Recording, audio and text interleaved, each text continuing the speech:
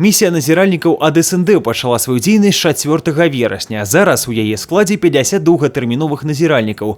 Гэта прадстаўнікі практычна ўсіх краін садружнасці, супрацоўнікі выканаўчага камітэта СНД, акрэдытаваныя ў Беларусі дыпламаты, парламентарыі, якія ўваходзяць у склад парламенцкага сходу Саюза Беларусі і Расіі.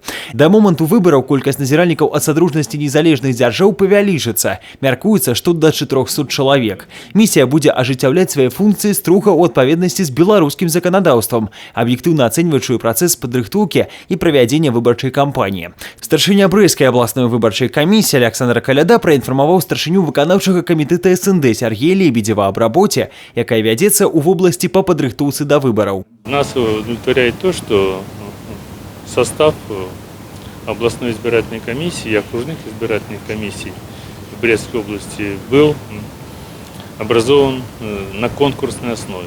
В частности, областная избирательная комиссия были представлены 19 кандидатов, а избраны 13. Еще мы считаем очень положительным то, что в состав комиссии представители вошли самых разных слоев населения. Здесь и преподаватели, и инженеры, и медицинские работники, военнослужащие.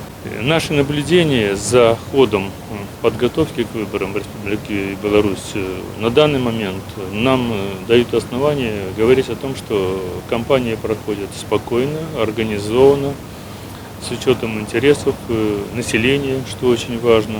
Для выканаўчага камітэта СНД гэта ўжо 100-е назіранне за выбарамі з часу работы місіі на прасторы садружнасці.